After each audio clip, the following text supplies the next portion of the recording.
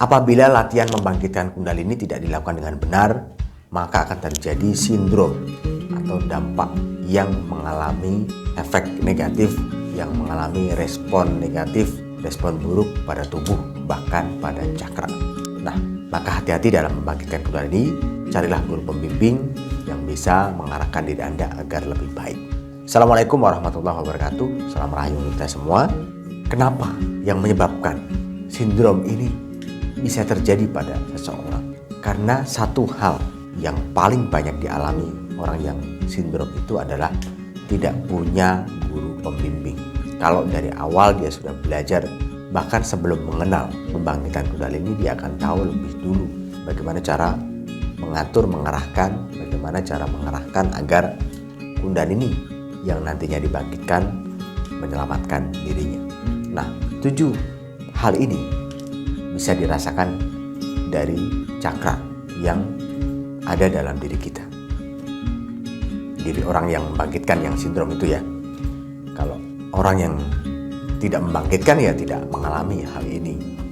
Atau mungkin terbangkit sendiri secara otomatis sadar spiritual sehingga sindromnya terjadi namun acak, bahkan malah merusak di semua cakra. Kita pahami dari cakra dasar dulu. Ada respon ketika sindrom itu terjadi, ada ledakan di cakra tertentu. Misalkan ledakannya di cakra jantung ya. Dia berefek lebih, relationship-nya lebih besar atau lebih dermawan, lebih suka menolong, namun tidak memperhatikan unsur dari dalam dirinya.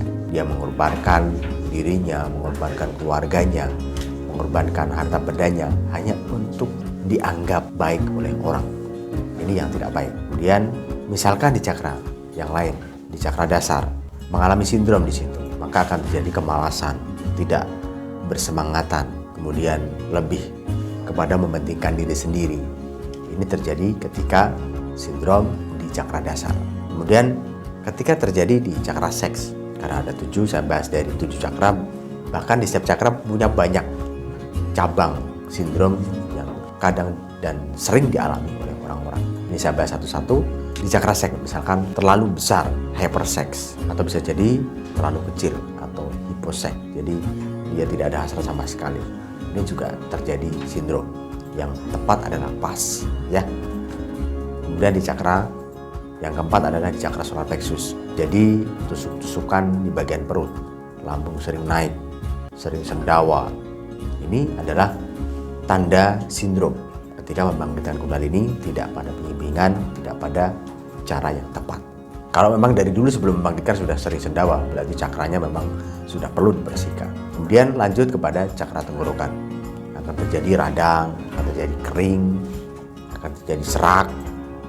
Ini adalah sindrom dari kundalini ketika menyusur cakra tenggorokan sehingga menjadikan, ini saya ingat sahabat saya yang punya radang tenggorokan kemudian sering sariawan, itu terjadi setiap bahkan bertahun-tahun, bukan setiap hari ya, bertahun-tahun nggak sembuh-sembuh, pasti nggak pernah sembuh total, hanya sedikit sembuh kemudian nanti muncul lagi, sedikit sembuh muncul lagi. Itu efek dari sindrom yang terjadi pada cakra tenggorokan, berefek pada bagian organ sekitarnya sehingga sering sariawan, sering radang, sering juga muncul kayak semacam gondok gitu, kelenjarnya naik, jadi melentung gitu ya di bagian gondok, kadang di bagian telinga. Ini adalah respon dari sindrom kundalini.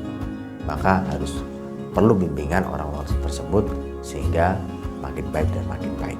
Kemudian di cakra ajna terjadi rasa tusuk-tusukan di bagian kening, kemudian kadang bedeng lama tidak selesai, kadang juga terasa pusing di bagian kepala. Ini adalah jenis sindrom dari cakra ajna.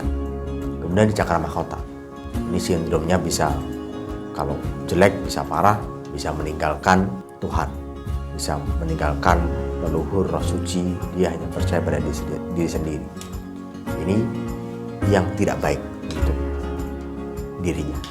Saran saya, jangan merasa ego Anda benar, karena kebenaran belum tentu baik. Jadi tetap libatkan Tuhan di setiap meditasi, di setiap langkah Anda sejalan dengan cara Tuhan. Mungkin 7 itu yang saya sampaikan. Dan bila ingin lebih baik dan sindromnya minim, ikuti pelatihan Reiki Kundalini. Lihat di website pelatihanreiki.com. Terima kasih, salam rahayu, dan wassalamualaikum warahmatullahi wabarakatuh.